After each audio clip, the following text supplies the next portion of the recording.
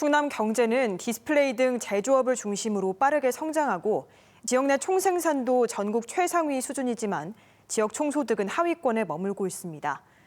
이는 지역에서 창출된 부가가치가 지역 내에서 재투자되지 못하고 빠져나가는 이른바 소득 역외 유출이 그만큼 심각하다는 건데요. 충남도가 지역화폐 도입과 더불어 기업 본사 유치를 통해 소득 역외 유출을 막기 위한 총력전에 나섰습니다. 문은선 기자가 보도합니다. 자동차 프레스기 등에 들어가는 부품을 생산하는 이 업체는 지난해 경기도 김포에서 예산으로 공장을 이전했습니다.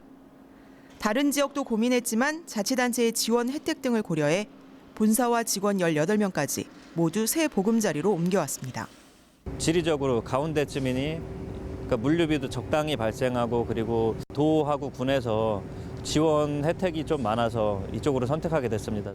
충남도는 관련 조례를 개정해 지난해부터 충남 이전 기업에 대한 보조금 지원을 대폭 늘렸습니다. 설비투자 지원금은 기존보다 2배 늘렸고 본사가 이전하면 10%를 추가로 더 줍니다. 본사 이전 기업 직원이 이사를 올 경우 개인에게 150만 원씩, 가족이 오면 1,000만 원까지 지원합니다. 충남에는 한 해 700여 개의 기업이 이전해 오고 투자 금액도 지난해 3조 7천억 원으로 크게 늘었습니다. 수도권 규제 완화와 국내외 경기 위축 와중에 거둔 성장세라 의미가 크지만 축배를 들기엔 이릅니다. 충남도가 지난해 기업에 보조금으로 지원한 돈은 1,113억 원에 달하지만 이들 기업이 낸 취등록세나 주민세 등 지방세는 134억 원 수준입니다. 단순 계산으로는 믿지는 장사인 셈입니다. 기업 유치에 따른 도내 고용 창출은 한 해 10,000명에서 14,000명 정도입니다. 2017년엔 삼성이 아산에 설비를 증설해 고용 증가 효과가 뚜렷했습니다.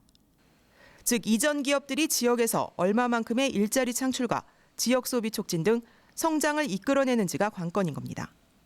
고용 창출 통해서 일자리가 마련되고 그분들이 여기에서 생활하고 여기에 거주함으로써 일어나는 경제적 효과는 훨씬 더 크다고 봐야 되죠.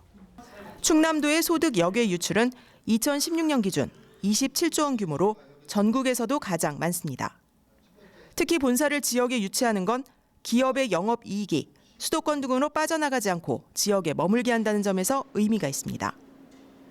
지역에서 생산된 부가가치가 지역에 머물 수 있게 하는 선순환 경제 시스템이 뿌리내릴 수 있을지 충남도의 본사 유치 정책이 주목받고 있습니다. MBC 뉴스 문은선입니다.